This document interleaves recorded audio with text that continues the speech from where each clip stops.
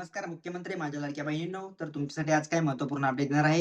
प्रथमतः तुम्ही जर आपल्या YouTube चॅनलवरती नवीन असाल, तर मराठी योजना अपडेट या YouTube चॅनलला पहिल्यांदा सबस्क्राईब देखील करायचं आहे. तर बघा मुख्यमंत्री माझ्या लाडक्या बहिणींनो, तुम्हाला जून महिन्याच्या हप्ते वितरणसह सर्वच तुमच्या खात्यावरती जमा झालेले आहे. परंतु जुलै महिन्याचे हप्ते वितरण तुम्हाला अजून का नाही आले? त्याचबरोबर जुलै महिन्याचे हप्ते वितरण कधी होणार? या सर्व खात्रीशीर माहिती आपल्या YouTube चॅनलच्या माध्यमातून आपण देत असतो.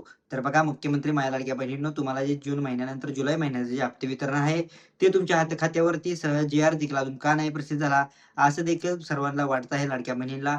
तर काल मंत्रिमंडळामध्ये एक बैठक झाली. त्या बैठकीत आता शेतकरी कर्जमाफीचा 7,000 कोटी रुपयाचा हा निधीची तरतूद करण्यात आली असून तुम्हाला सांगतो, की ह्याच्यावरतीच फक्त पहिल्यांदा शेतकरी कर्जमाफी होणार आहे. मग नंतरच लाडक्या बहीण योजनेच्या अंतर्गत मंत्रिमंडळामध्ये बैठक होणार. पहिले तुम्हाला आता शेतकरी कर्जमाफी योजनेच्या अंतर्गत 7,000 कोटी रुपयांची निधीची तरतूद केलेली आहे. त्यामुळं मुख्यमंत्री माझ्या लाडक्या बहीण योजनेच्या अंतर्गत लाडक्या बहिणीच्या खात्यावरती हे जी-आर लवकर प्रसिद्ध कोणत्याही वेळी होऊ शकतो किंवा काही टाईम देखील लागू शकतो. तर बघा लाडक्या बहिणींनो, तुम्हाला अजून एक सांगतो, की महत्त्वपूर्ण हीच अपडेट आहे, की जून महिन्याचं हप्ते वितरण झालं, पण जुलै महिन्याचं हप्ते वितरण का नाही झालं? तर जुलै महिन्याचं हप्ते वितरण तुम्हाला असं सांगितलं होतं, की पहिल्या आठवड्यात येईल किंवा दुसऱ्या आठवड्यात देखील येईल. म्हणजे पहिल्या आठवड्यात जी-आर प्रसिद्ध होईल, दुसऱ्या आठवड्यात तुमच्या खात्यावरती हप्ते वितरण होईल. परंतु अजून देखील लाडक्या बहीण योजनेच्या अंतर्गत जी-आर जुलै महिन्याचा का नाही प्रसिद्ध झाला?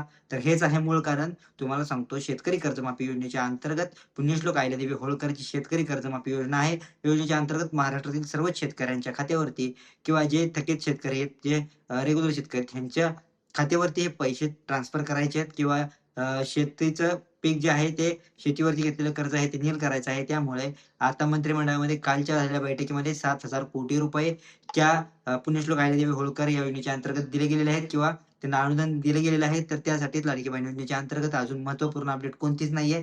एकच गोष्ट सांगतो, की लाडक्या बहिणीनो, तुमच्या खात्यावरती तुमच्या जी-आरसह लवकरच तुमच्या खात्यावरती प्रसिद्ध होऊन तुमच्या खात्यावरती डेबिट देखील होतील पैसे. परंतु लाडक्या बहिणींनो, थोडी प्रतीक्षा करा. तुम्हाला जून महिन्याचं हप्ते वितरण जसं झालं, तसं जुलै महिन्याचंच तुम्हाला तुमच्या खात्यावरती हप्ते वितरण येऊन जाईल.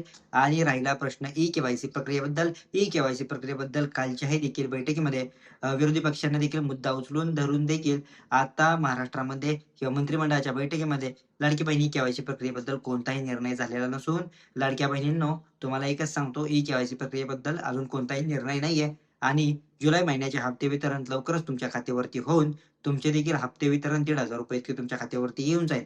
तर हीच आहे खात्रीशीर अपडेट. जरी तुम्ही आपल्या YouTube चॅनलवरती नवीन असाल, तर आपल्या YouTube चॅनलला सबस्क्राईब केल्याशिवाय जाऊ नका, जेणेकरून तुम्हाला डेली अपडेट मिळून जातील. धन्यवाद.